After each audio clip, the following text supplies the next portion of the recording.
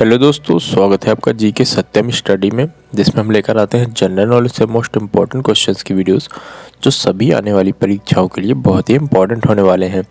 तो आज के इस वीडियो में हम फिर से लेकर आ गए हैं टॉप 25 जी के जीएस प्रश्न जो सभी कॉम्पिटिटिव एग्जाम्स के लिए बहुत ही इम्पॉर्टेंट हैं। तो वीडियो को एंड तक ज़रूर देखिए। वीडियो के एंड में आपसे एक प्रश्न पूछेंगे, उसका आंसर आप सभी को कमेंट करके ज़रूर बताना है और साथ ही ये भी कमेंट करके बताना है कि 25 में से कितने प्रश्न आपके सही हुए हैं। तो चलिए शुरू करते हैं। आज का सबसे पहला प्रश्न है, महाराष्ट्र और कर्नाटक में पश्चिमी घाट क्या कहलाते हैं? महाराष्ट्र और कर्नाटक में पश्चिमी घाट क्या कहलाते हैं? तो इसका आंसर क्या हो जाएगा दोस्तों? इसका आंसर हो जाएगा सह्याद्री कहलाते हैं। ऑप्शन नंबर सी इसका सही आंसर हो जाएगा, सह्याद्री। अगला प्रश्न है, छोटा नागपुर पठार की सबसे ऊंची चोटी कौन सी है? छोटा नागपुर पठार की सबसे ऊंची चोटी है। इसका आंसर क्या हो जाएगा? इसका आंसर हो जाएगा Parasnath. Option number C, Parasnath. जिस किसी को भी आंसर पहले से ही पता हो तो आप साथ के साथ कमेंट भी कर सकते हैं। अगला है, छोटा नागपुर पठार है इनमें से क्या है? इसका आंसर हो जाएगा एक समप्राय भूमि है। छोटा नागपुर पठार एक समप्राय भूमि है। ऑप्शन नंबर 20 का सही आंसर हो जाएगा। अगला प्रश्न है, दक्षिण भारत का सर्वोच्च पर्वत शिखर है। इसका आंसर क्या हो जाएगा? अनामुदी। दक्षिण भारत का सर्वोच्च पर्वत शिखर है अनामुदी। ऑप्शन नंबर ए इसका सही आंसर हो जाएगा। अगला प्रश्न है, सिलवासा राजधानी है। सिलवासा किसकी राजधानी है?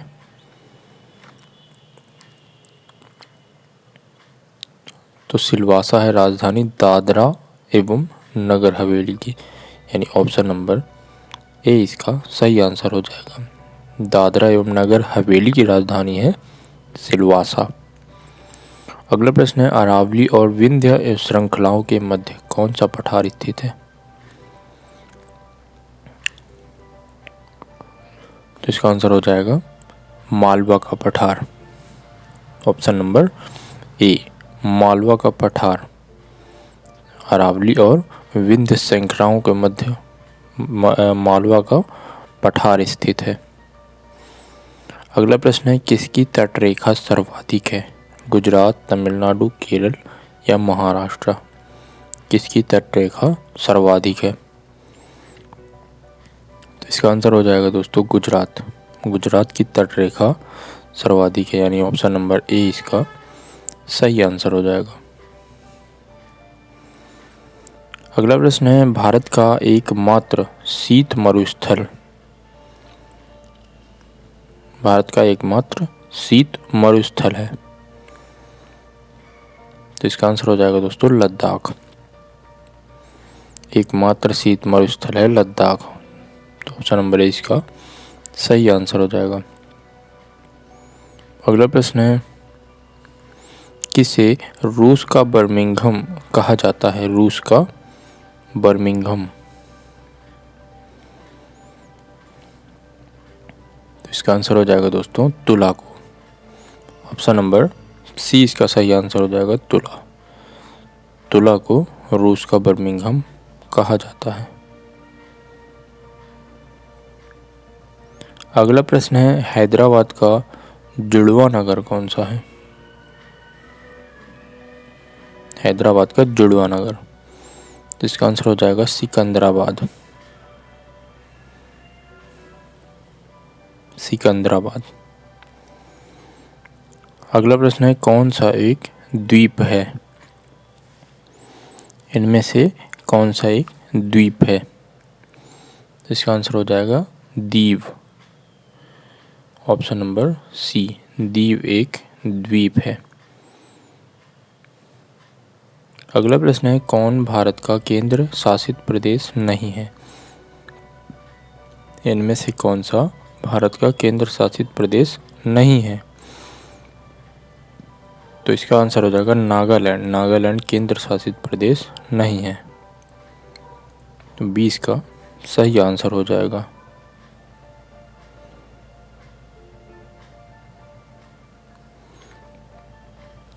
अगला प्रश्न है, किस भारतीय राज्य की सीमा सर्वाधिक राज्यों की सीमा स्पर्श करती है?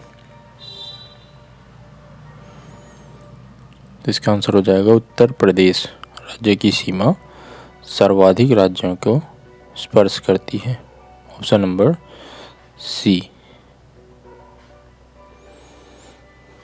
अगला प्रश्न है, वर्तमान में भारत के किस स्थान को सफेद पानी के नाम से जाना जाता है?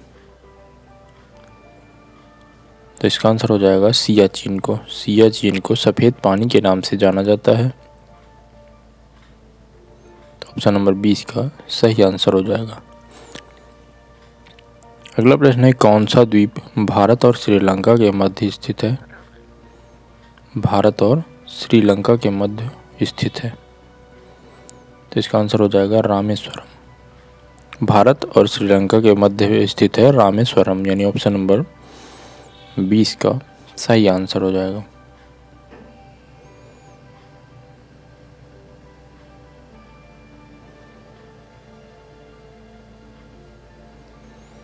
अगला प्रश्न है, कोंकण तट कहां से कहां तक विस्तृत है? इसका आंसर हो जाएगा गोवा से दमन तक, यानी ऑप्शन नंबर सी इसका सही आंसर हो जाएगा, गोवा से दमन तक। अगला प्रश्न है, लक्षद्वीप समूह स्थित है? इसका आंसर है अरब सागर में। कहाँ पर है लक्षद्वीप समूह, कहाँ पर स्थित है? अरब सागर में। तो ऑप्शन नंबर डी इसका सही आंसर हो जाएगा। अगला है, कर्क रेखा कितने राज्यों से होकर के गुजरती है? तो इसका आंसर हो जाएगा 8 राज्यों से होकर के गुजरती है। कितने राज्यों से? 8 राज्यों से। तो ऑप्शन नंबर डी इसका सही आंसर हो जाएगा। अगला है, कौन सी रेखा भारत के मध्य से होकर के गुजरती है? तो दोस्तों इसका आंसर हो जाएगा कर्क रेखा भारत के मध्य से होकर के गुजरती है। ऑप्शन नंबर ए इसका सही आंसर हो जाएगा। अगला है, इंदिरा पॉइंट का अन्य नाम क्या है? इंदिरा पॉइंट का अन्य नाम क्या है? तो इसका आंसर हो जाएगा इनमें से कोई नहीं।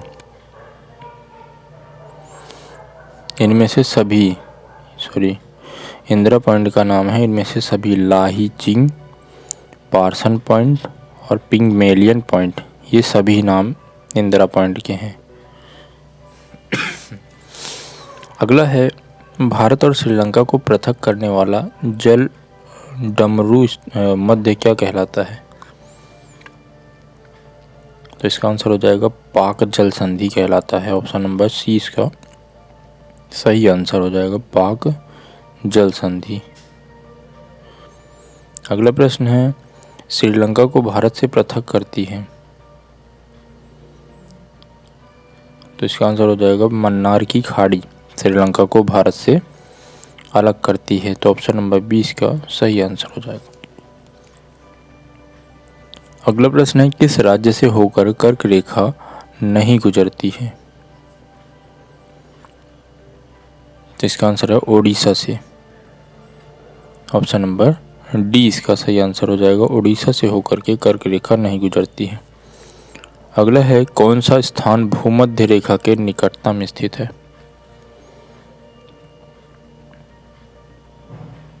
इसका आंसर हो जाएगा इंदिरा पॉइंट, यानी ऑप्शन नंबर